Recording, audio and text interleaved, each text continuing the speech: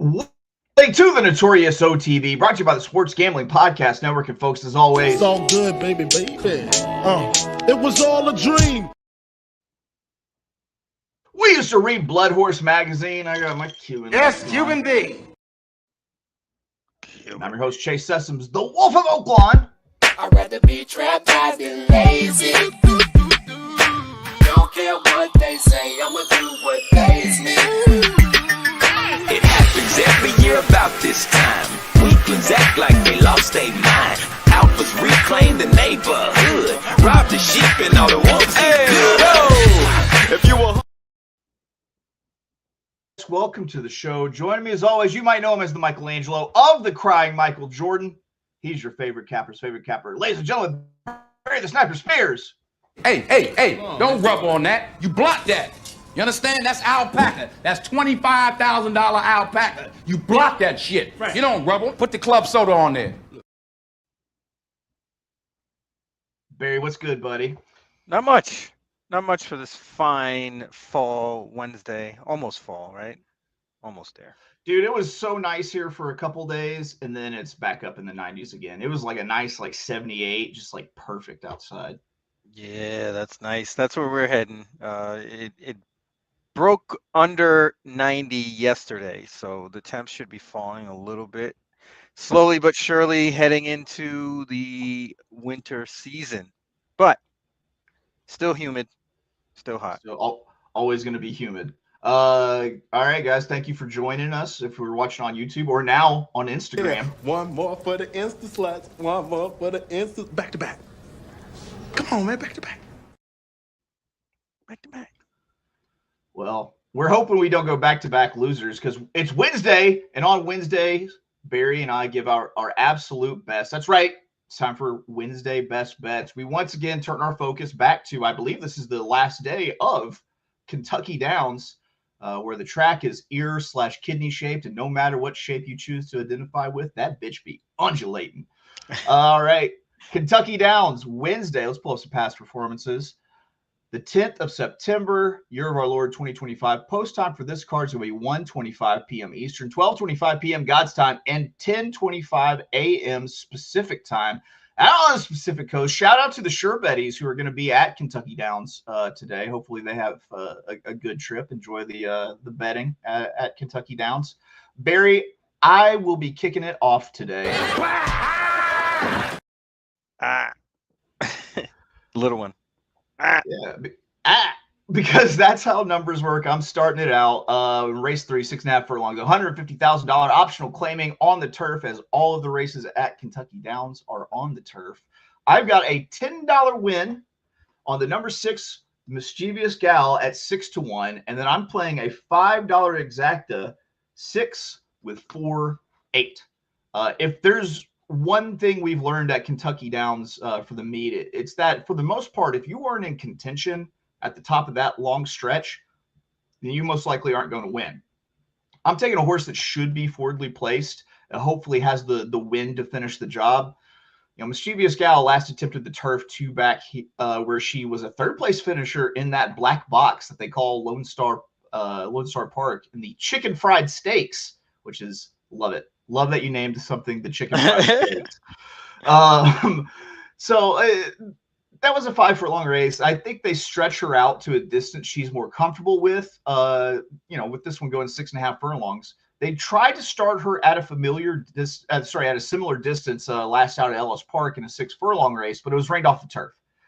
Mischievous Gal had really sporadic starts on the turf, only running through the weeds in 5 of her 23 career starts.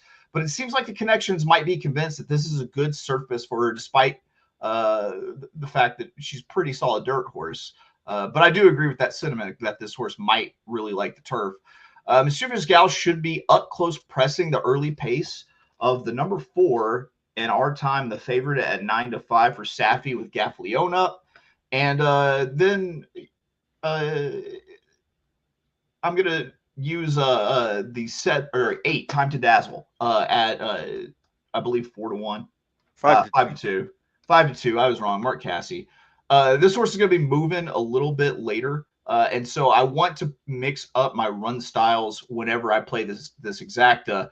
And In Our Time feels like the horse that's got a little bit of stay to it that Mischievous Gal is going to have to get up early, or sorry, get up over late if she runs her race.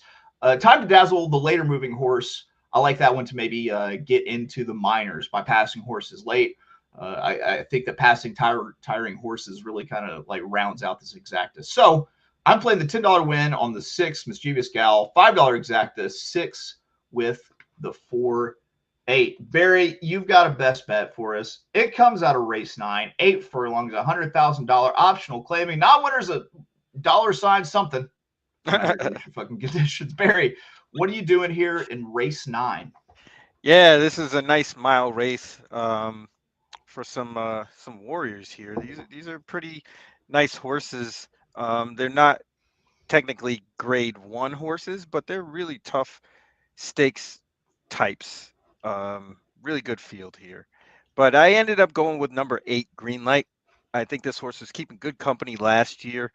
Was running really, really good, actually. The only 2 stubs were one when they were going way too long at Ellis Park last year, August 3rd, in the Dueling Ground Derby preview.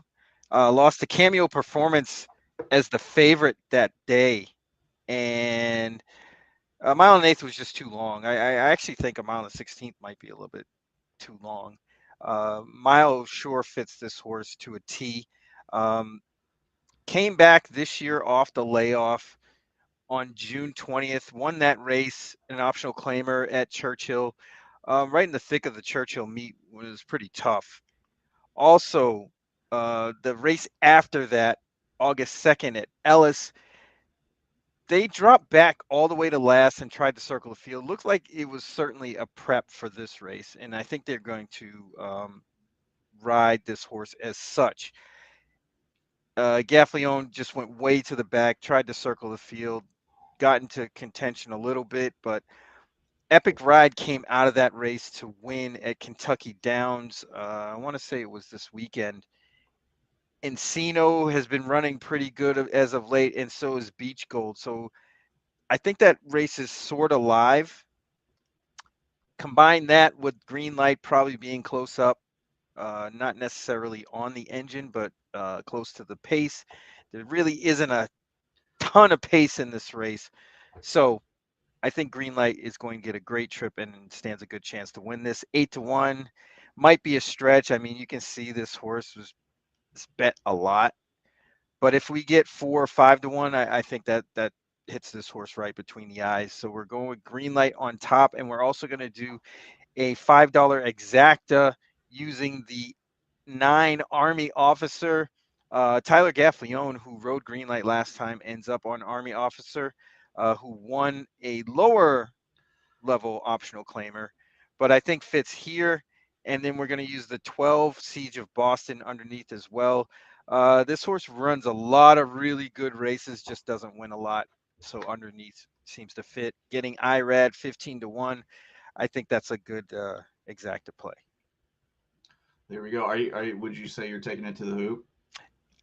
Yeah, with the Euro step. I love Duncan, guy. What are you talking about? Yeah, The Euro step. Old Euro step. I used to do the only dribble to the right because I only had a right hand. That was my basketball move. Drive right, jump stop, layup. See, I was the actual total complete opposite. My best move was Barry, going left. Opposite. Don't say opposite because you're the complete package. You're the total everything that I'm not. My best move was going left, shooting right. See, I went right, shot left. Okay, total opposite. All right. I take back my statement. Also, I did mine in a recreational church basketball league, whereas you did it playing against other professional players all over the world. A little different. True. Barry, how do you feel about wrapping up picks today? Is it mandatory? I don't know. Is it? Because I've been told my volume gets a little bit loud. It's mandatory. Here we go. Oh yeah, it's a secret mandatory. All right, Wednesday, Kentucky Downs, our best bets. I'm going to start off race 3. I've got a $10 win on number 6. Wow, look at that typo. And a $5 exacta 6 with the 4-8. Barry. The old 10-6W. Yeah.